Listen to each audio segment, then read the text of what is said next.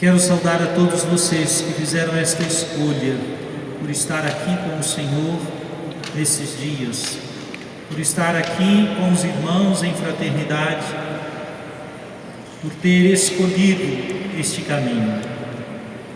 Saúdo aos organizadores, saúdo aos padres que concelebram esta Eucaristia conosco, Padre Andrés, Padre Lânio, Padre Gilberto, Padre Michel e Padre Alessandro. Também os religiosos, estou vendo premonstratenses, certamente tem outros religiosos e religiosas aqui, a todos a minha saudação. Meus irmãos e minhas irmãs, acabamos de ouvir o Evangelho de Jesus Cristo segundo São Mateus. Um texto do Evangelho em que Jesus está dialogando com os seus discípulos em Cesareia de Filipe e coloca duas perguntas para eles. Jesus faz como que uma pesquisa de opinião pública na primeira pergunta. A primeira pergunta é: quem dizem os homens ser o Filho do Homem? Na verdade, Jesus pergunta aos seus discípulos o que as pessoas estão dizendo do Filho do Homem. Ele não disse explicitamente se é ele. E os discípulos logo respondem a esta pergunta, dizendo que alguns dizem que é João Batista, outros que Elias, outros ainda que é Jeremias ou algum dos profetas. No fundo, circula entre as pessoas que o Filho do Homem é um profeta, porque João Batista, Elias, Jeremias eram profetas, ou alguns dos profetas. Então entendem que o Filho do Homem é um profeta. E para o povo de Jesus, portanto para os próprios discípulos, quem é um profeta? Um profeta para o povo de Jesus é sempre alguém enviado por Deus, escolhido por Deus, que tem uma missão dada por Deus. Com essa resposta, os discípulos estão dizendo: o Filho do Homem é alguém enviado por Deus. Há aqui um elemento de fé que não pode ser esquecido. Dizer que é um profeta significa crer que Deus envia profetas e o Filho do Homem é um profeta. Mas a segunda pergunta colocada por Jesus é uma pergunta mais profunda.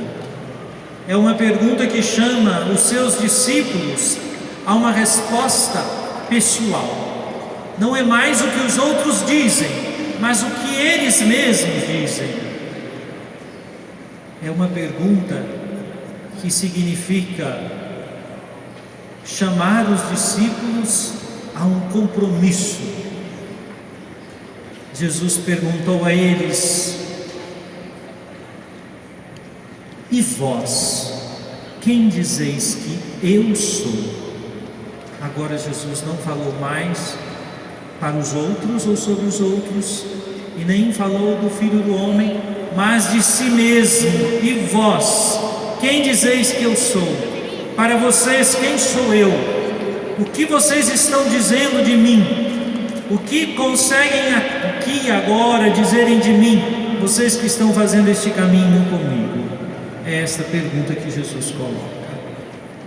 A resposta é dada por Pedro, por Simão, que imediatamente responde: tu és o Messias, o Filho do Deus vivo. Jesus logo vai dizer a Simão que aquilo que ele disse não foi ele que descobriu por si mesmo, senão que foi revelado pelo Pai. Mas preste atenção, se foi revelado, tem uma partezinha de Simão de participação nesta revelação. Em que sentido? Ele acolheu a revelação, ele aceitou o que o Pai revelou a ele. Lembremos que Na montanha, Simão, Tiago e João ouviram a voz que vinha no meio da nuvem e dizia: este é o meu filho amado, no qual depositei todo o meu amor, toda a minha afeição. Pedro acolhe a revelação do Pai, de que Jesus é o Cristo, é o Messias, é o Filho de Deus. Portanto, ele não descobre por si mesmo, mas participa dessa profissão de fé enquanto acolhe, escuta quem é Jesus. E escuta não apenas a voz do Pai, mas escuta as próprias palavras de Jesus e vai aprendendo, Pedro, a duras penas, com o ensinamento de Jesus, de quem se trata. E Pedro também vê com os olhos, percebe o que Jesus está realizando, o que ele está fazendo, quais são as suas obras, como ele age com as pessoas, quais são as suas atitudes, como é o seu coração. Isso tudo vai juntando, vai havendo uma espécie de conexão de todas essas experiências, para que ele possa dizer neste momento: tu és o Messias, o Cristo, o Filho do Deus vivo. É a fé que Pedro professa de que Jesus é o Cristo, de que o homem Jesus é o Cristo, de que o homem Jesus é o Messias, de que aquele homem que estava diante dele é o Filho de Deus. E Jesus então diz uma bem-aventurança, uma alegria particular de Pedro, que é uma alegria que se estende depois a todos nós. Jesus diz a Pedro: feliz és tu, e por isso eu te digo que tu és Pedro, e sobre esta pedra construirei a minha igreja. Pedro será pela fé, não por aquilo que ele é, mas pela fé que professou, a rocha sobre a qual o Senhor vai construir a sua igreja. Não por aquilo que ele é, porque sabemos que Pedro, que muitas vezes está ao lado do Senhor de modo tão firme, tão forte como discípulo, algumas vezes ele recua. Algumas vezes ele chegou a negar o Senhor na dificuldade como na paixão. Então, não é sobre a humanidade de Pedro que o Senhor constrói a igreja, é sobre a fé.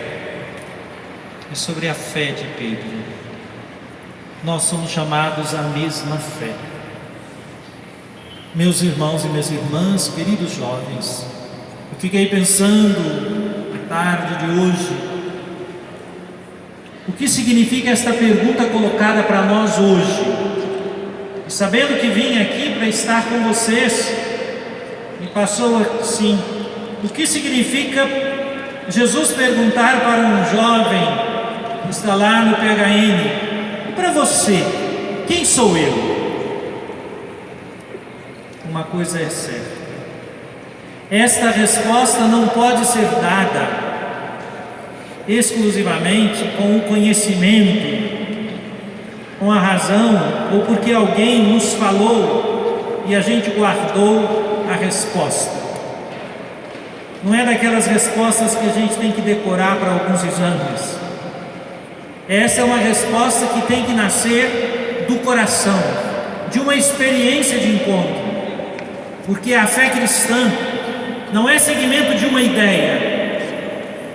A fé cristã é seguimento de uma pessoa, de Jesus Cristo, do Filho de Deus.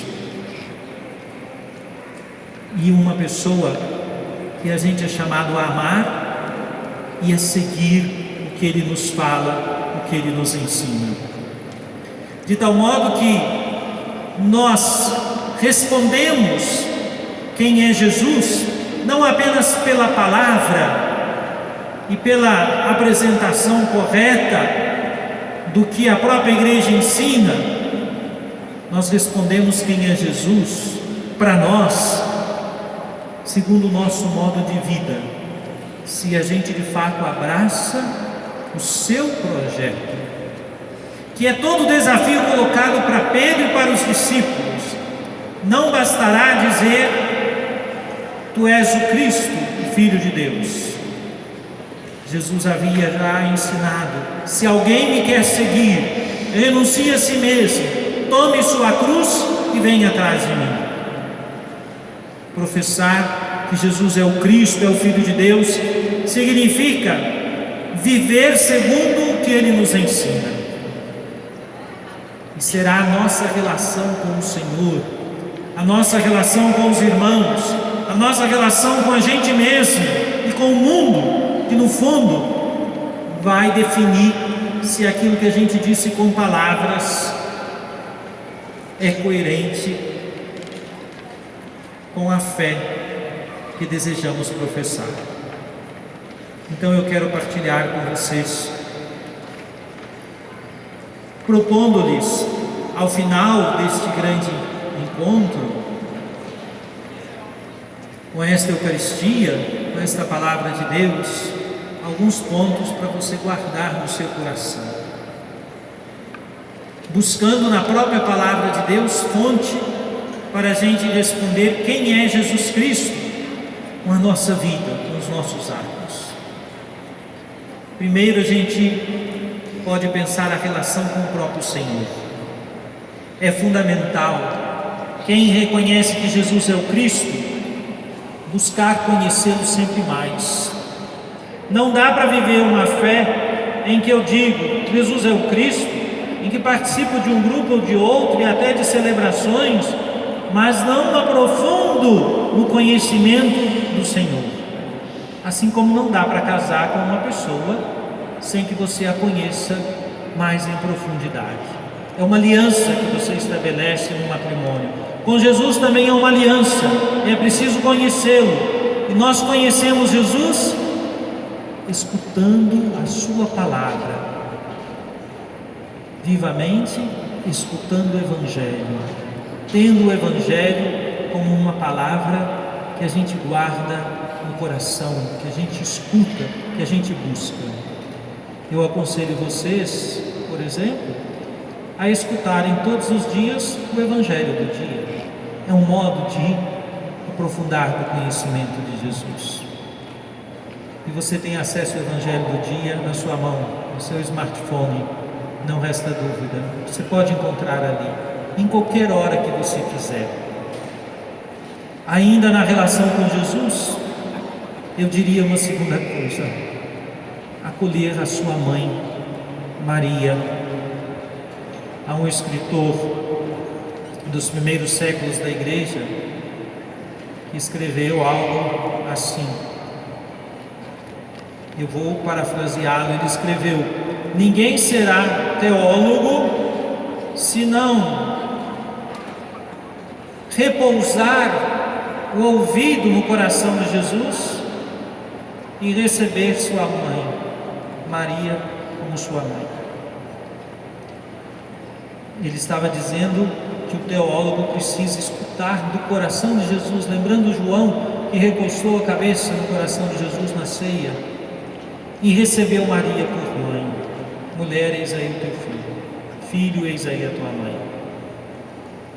Mas eu acredito que isso que disse Orígenes pode servir para todos nós cristãos, não apenas para teólogos. Se a gente quer de fato viver a fé, a gente tem que escutar a palavra, colocando o nosso ouvido no coração de Jesus, no peito dele, que é de onde vem a sua palavra, e receber Maria por mãe.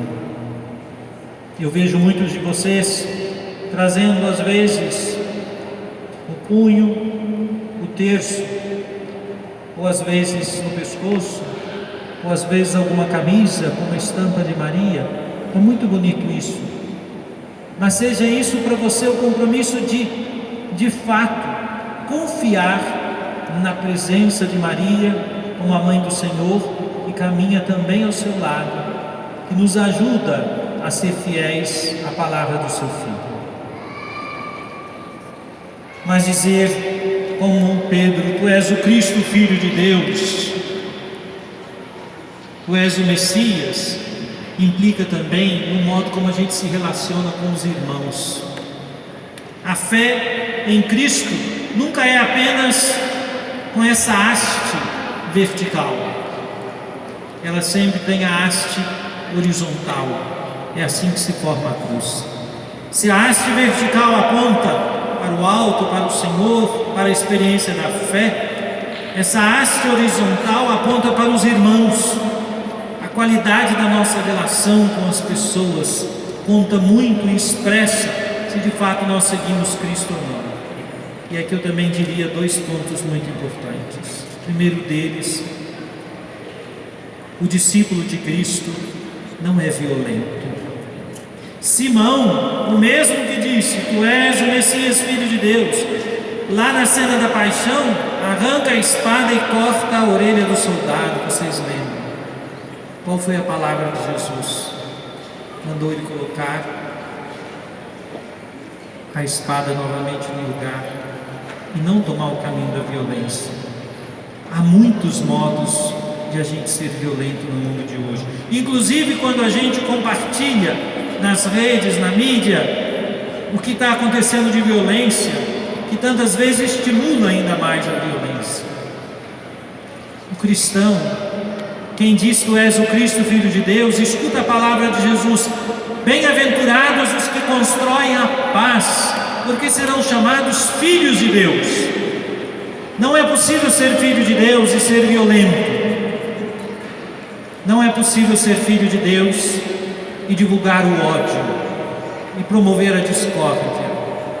Quando Jesus ressuscitado encontra os discípulos e dá o Espírito Santo, ele primeiro saúda: a paz esteja convosco, e em seguida sopra e dá o Espírito Santo. O dom do Espírito Santo está associado à paz. E vejam que o símbolo da pomba é tanto o símbolo do Espírito quanto o símbolo da paz. Portanto, é uma contradição que um cristão promova a violência. E vocês sabem, queridos jovens, que há muita violência entre a juventude. Muita. Se a gente quer dizer como Pedro: Tu és o Cristo, Filho de Deus, precisamos rejeitar toda e qualquer forma de violência.